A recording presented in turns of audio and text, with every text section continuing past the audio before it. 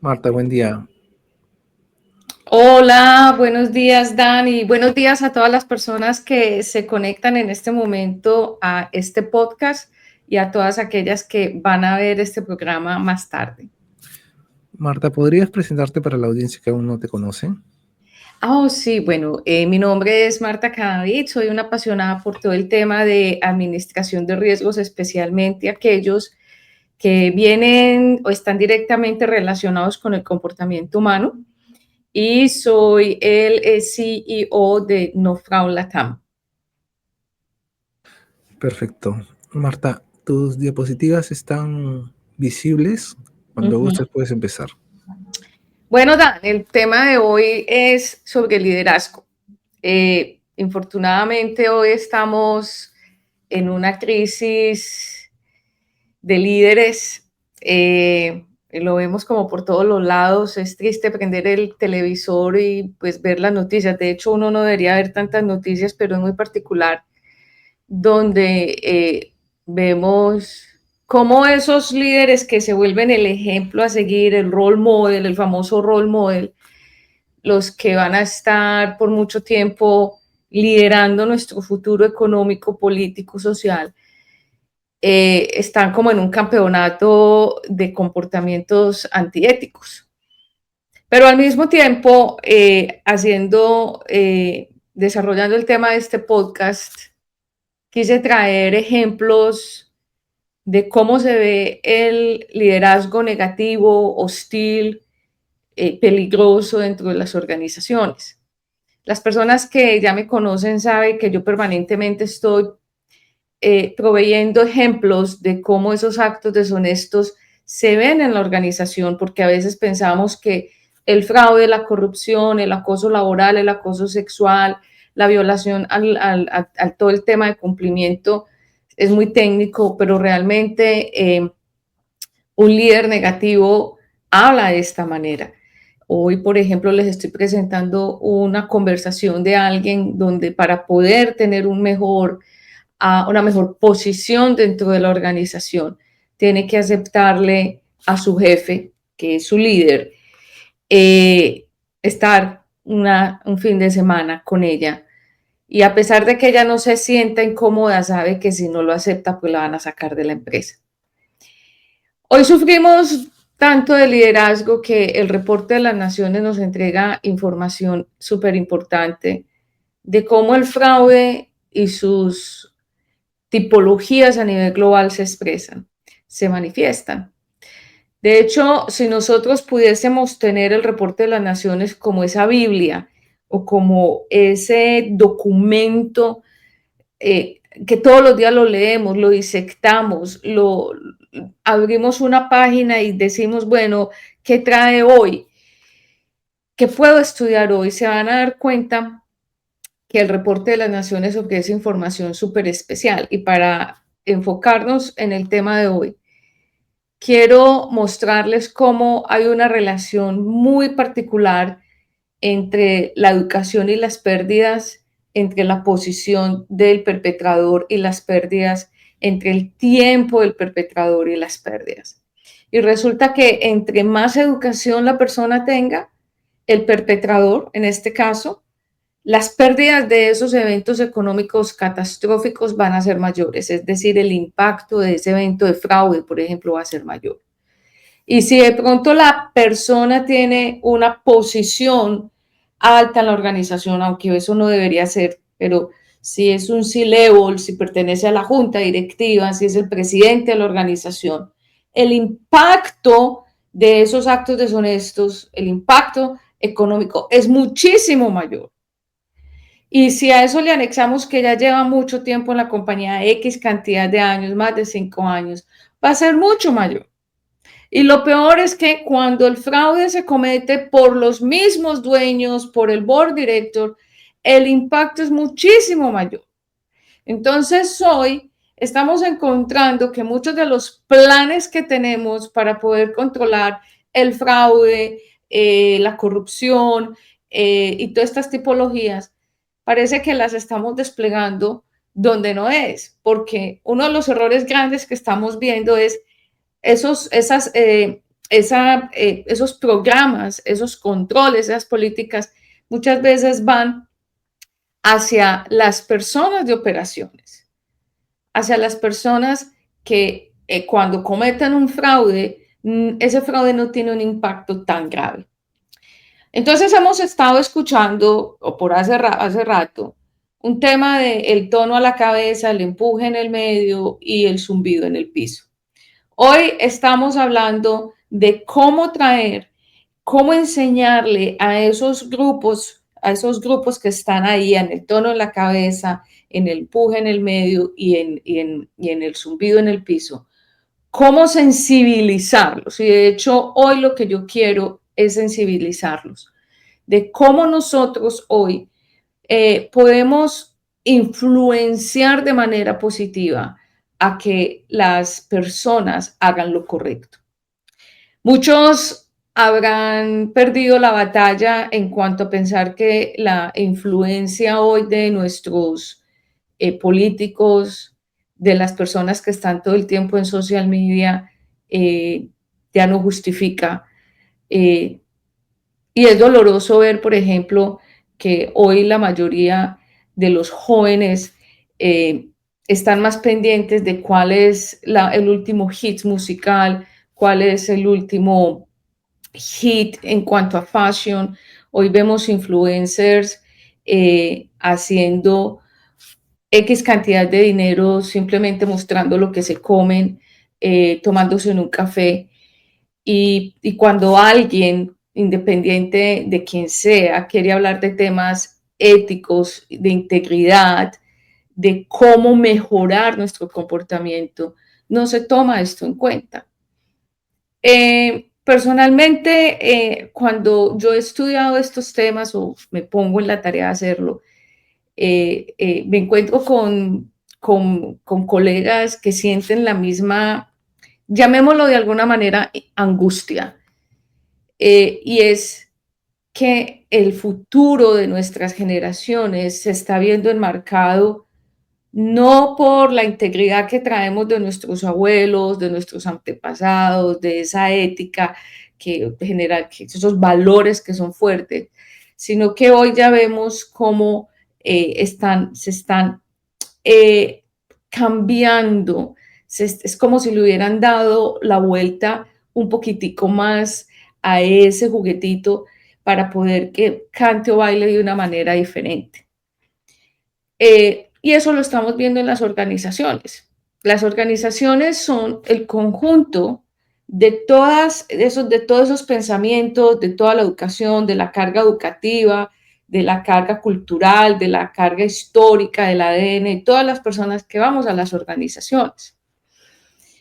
Y a la larga la organización, por tener todas estas personas trabajando, se vuelve a sí misma como un ser vivo, porque se unen todos esos criterios en un solo ambiente laboral, en un solo ambiente de trabajo. Y es allí donde nosotros tenemos que ver la realidad humana en toda su extensión de cómo se comporta la gente. Hoy en día nosotros no podemos decir que basta con que el empleado vaya a la organización 8 horas o se conecte a su computador 8 horas.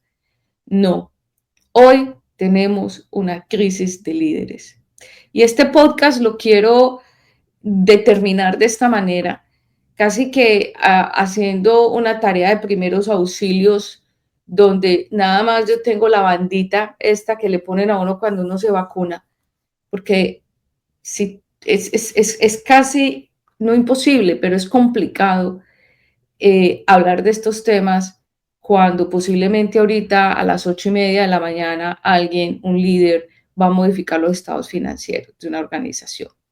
Pero hoy tenemos una crisis de líderes, hoy tenemos que entender qué es el tono a la cabeza.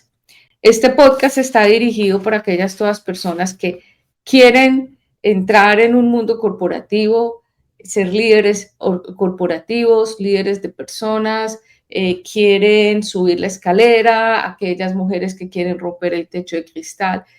Porque más allá de demostrar todas las capacidades técnicas, profesionales, de ser los mejores, de poder llegar a la meta, de vender, de tener muchísimos clientes, ahí hay un compromiso de integridad, de ética. Y eso es lo más difícil. Vender, se vende. Conseguir más clientes, se consiguen más clientes.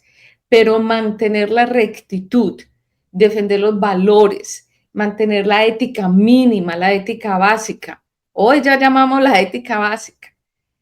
Es ahí donde está el key del problema. Ahí es donde está la dificultad. Entonces, ¿qué será el tono a la cabeza? Ese tono a la cabeza o el tone of the head empieza a ser un término administrativo de hace muchísimos años, que poco a poco nosotros hemos ido incorporando en la administración del tema del riesgo de fraude, con todas sus tipologías. Y es que es básicamente la responsabilidad que tienen las personas que tienen a sus cargos liderar los procesos de la organización. Hoy no administramos personas, nosotros lideramos talento, nosotros lideramos personas. Para que quede eso también claro, que muchas veces en términos administrativos decir administrar personal, no, hoy lideramos talento en las organizaciones, porque de cada persona tenemos que extraer todas sus habilidades y enseñarles y mejorar para poder que esas personas puedan desplegar todo ese talento que tienen dentro de la corporación. Pero el tono de la cabeza, the tone of the head, es esa parte que si la vemos en el cuerpo humano, aunque parezca muy obvia, es la cabeza por sí misma. Infortunadamente nosotros en el bus, en el tren, en la calle, podemos ver personas que les falta una mano, les falta una pierna, y es infortunado, sea porque nacieron de esa manera o porque tuvieron un accidente. Pero no es posible ver a un ser humano sin cabeza caminando. Es decir, el tono a la cabeza, si lo comparamos con el cuerpo humano, es la parte más importante de la organización. Es la parte más importante. No son ni siquiera los empleados por sí mismos, porque si el tono de la cabeza no tiene claridad hacia dónde va, si el tono de la cabeza no está organizado, no está coordinado, no está alineado, si las personas que lideran el recurso humano, el talento de la organización, no sabe para dónde va, el resto de la gente no sabe para dónde va. Y en la crisis que hoy tenemos de valores, de comportamientos, yo encuentro que hay una riña permanente de qué hacer con ese tono a la cabeza. Si nosotros nos vamos a estudiar la parte técnica, yo quiero hoy referirme a la administración del riesgo de fraude, de Fraud Risk Management, basado en COSO 2013, donde a nosotros nos entregan del principio número 8, que es donde nos dicen las empresas deben accionar todas esas herramientas para prevenir el riesgo de fraude.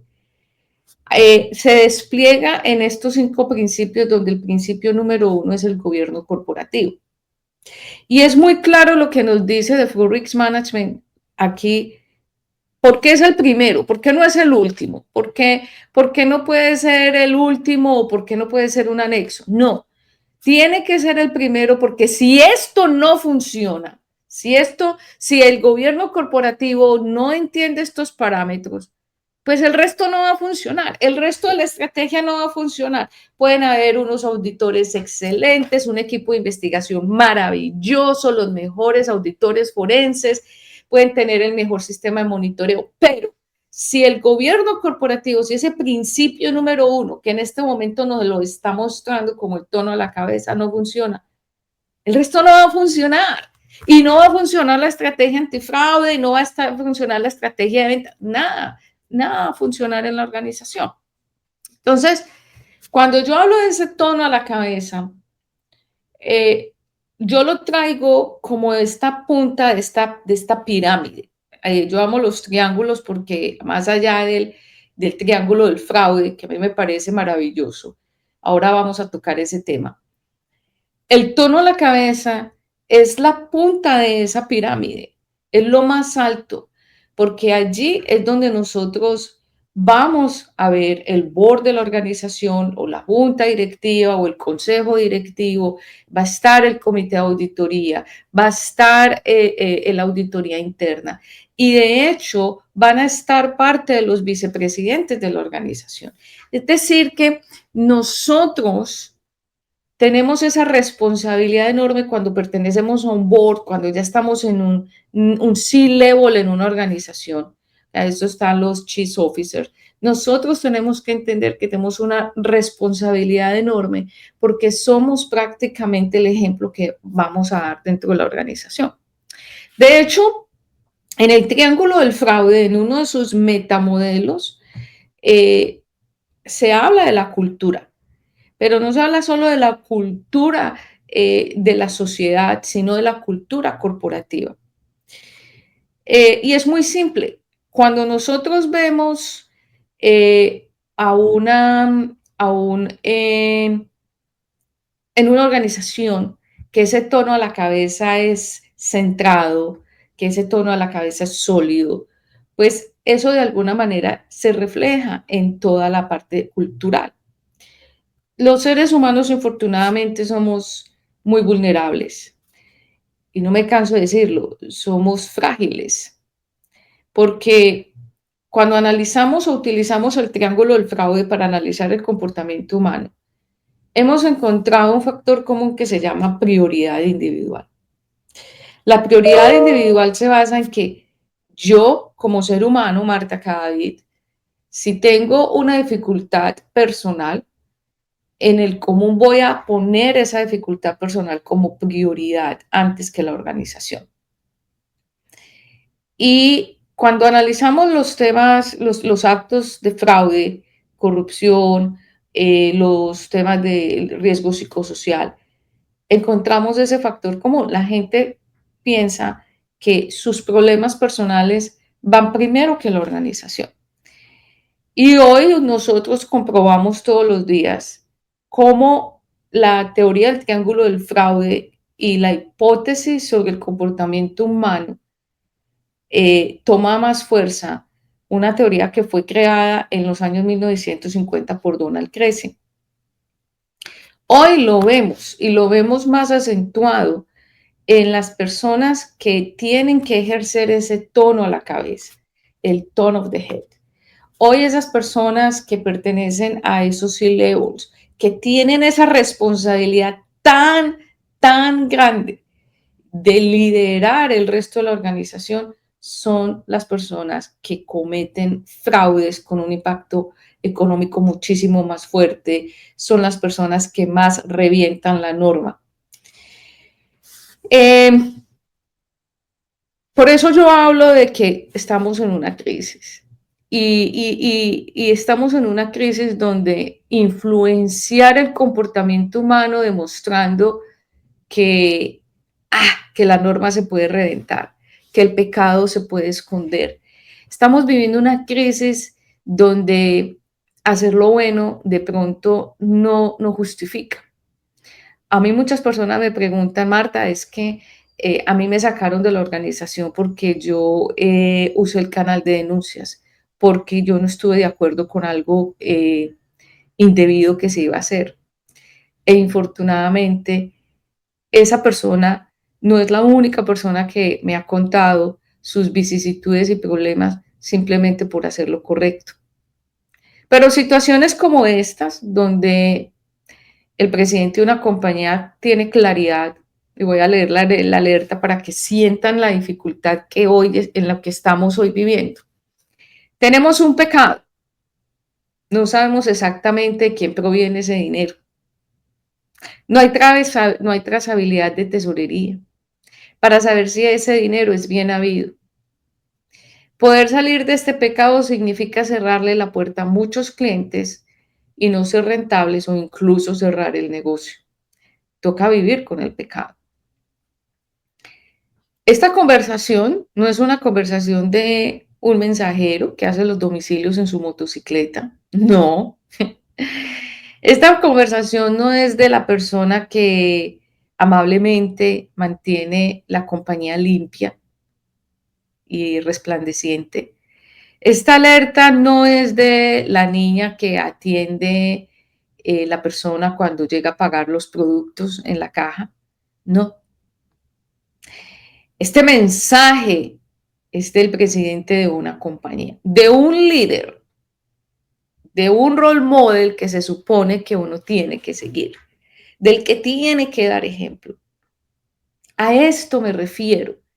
A esto me refiero de que todos los días estamos viendo personas que están en lo más importante de la organización, en lo más importante de la organización, liderando los procesos, liderando el talento humano, dándole la cara a los reguladores, dándole la cara a la superintendencia, dándole la cara a los accionistas y simplemente con este tipo de ambivalencias. Yo pienso que hay de alguna manera, hay una esperanza, pero esa esperanza no nace dentro de la misma empresa. Hoy yo quiero hacer este llamado a la sensatez. Yo quiero hacer este llamado a la sensatez y tengo un ejemplo básico que me pasó hace muchos años, no es un ejemplo de ayer, que estaba esta mañana recordando. Y cuando yo estaba en Colombia, yo tuve la oportunidad de trabajar en un grupo empresarial gigante y trabajaba la parte de inventarios, impuestos, tratando de mejorar los procesos cuando en esa época ni había inteligencia artificial ni teníamos los recursos que hay ahora. Fue una experiencia maravillosa. Entre tantas visitas que me tocó hacer con mi jefe, nos tocó ir a una organización donde el presidente de esa compañía todos los días llevaba su propio almuerzo.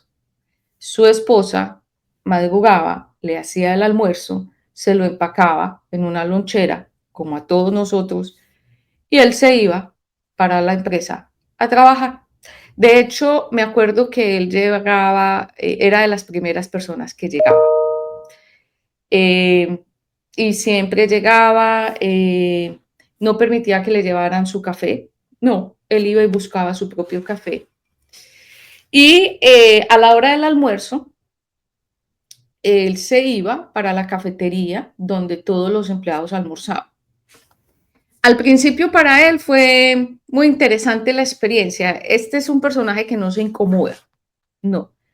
Estaban más incómodos los operarios, todos vestidos de blanco, porque es una empresa de alimentos, todos vestidos de blanco en las mesas de la cafetería y pues ver al llegar al señor con su traje ejecutivo y con su lonchera y calentar el almuerzo en el microondas donde todos lo calentaban. Y después salir con la bandeja y empezar a mirar, bueno, ¿dónde me voy a sentar? A ver. ¡Ah, ya hay una silla desocupada! Y se sentaba. Ay, al principio la gente se incomodaba y llegó un momento en que todos ocupaban como que jugaban a la silla vacía. Entonces, si la silla era de 4, plum, todos se iban uniendo como para que aquí que no se vaya a sentar el presidente de la empresa. Pero llegó un momento en que, pues sí o sí, el señor no se iba a sentar solo, eso sí lo tenía él muy claro, o él madrugaba, o él hacía la forma, pero él solo no se iba a sentar. Y la gente lo empezó a querer, la gente lo empezó a coger, porque él llegaba ya con temas muy simples, a conectarse con la gente, cómo les fue el fin de semana, vieron el partido de fútbol, no hablaban ni siquiera de temas operativos y se convirtió en esa hora del almuerzo en un personaje más. O sea, él a pesar de que iba con su traje ejecutivo de color azul a mezclarse con todos aquellos que tenían uniforme blanco, en las conversaciones se convirtió en un operario más. Yo lo viví por casi una semana que estuve ahí con él, me tocaba almorzar en la misma cafetería. Y tuve la oportunidad de conversar con él sobre la estrategia que él usaba. O sea, yo no lo veía como una estrategia, sino que yo decía, no le gusta estar solo. Él cada que tenía la oportunidad de estar con ellos lo hacía. El hecho de, por ejemplo, ir y tomar y sacar el café de donde ellos sacaban el café, de utilizar los mismos servicios sanitarios, de utilizar en la cafetería. Y me dijo, Martica, es que yo no puedo esperar que la gente llegue a mí. Yo necesito llegarle a la gente porque yo necesito saber qué está pasando. Claro, ya entendí cuál era el éxito de este personaje. Y es que él, con toda su forma de ser tan especial, de liderar, de influenciar, de llegarle a la gente, podía entender cuáles eran los problemas, primero, de esos operarios, de esas personas, y segundo, de cómo mejorar los procesos de esas personas. Porque él sabía que si él mejoraba los procesos en planta, en producción, en inventarios, en todo eso que ellos sentían, él podía mejorar los procesos del resto de la organización. Incluso en esa época no hablábamos del iceberg de la ignorancia. No. Recuerden que el 100% de los problemas lo conocen las personas que están en el zumbido en el piso, esas personas que están todo el tiempo en la parte de operaciones. El 75% de las personas ya cuando estamos en el empuje en el medio, esas personas conocen el 75% de los problemas, pero solo el 4% de los problemas llegan al tono a la cabeza. Entonces ustedes me dirán, ¿cómo así, Marta, que en el iceberg de la ignorancia se pierde todo ese flujo de comunicación? Claro que se pierde, porque le van quitando pelos, le van quitando color al problema. El color era rojo, oscuro, oscuro, horrible. Era un problema gigantesco y preciso cuando ya se filtra por todo ese camino y llega al tono a la cabeza, no, pues llegó de color verdecito, no llegó tan horrible, entonces se toman decisiones con un pedacito de la información, solo el 4%. Entonces lo que hacía este señor era cerrar ese gap, Y, y al mismo tiempo, con lo que conversaba, con lo que él mostraba, se volvió ese modelo a seguir. O sea, la gente lo podía tocar, la gente podía conversar con él, la gente podía tomarse un café con él. Él escogía los momentos de las personas para llegar a esas personas. Entonces la gente no lo veía como al presidente de la organización que tiene allá una oficina ejecutiva enorme y anda en X carro. No, lo esperaban. Llegó un momento en que lo esperaban y ya le decían, doctor, venga, que necesito conversar con usted. Ojalá tomáramos ese ejemplo. Ojalá nosotros pudiéramos tomar las cosas buenas de las personas de esos casos para poderlas implementar.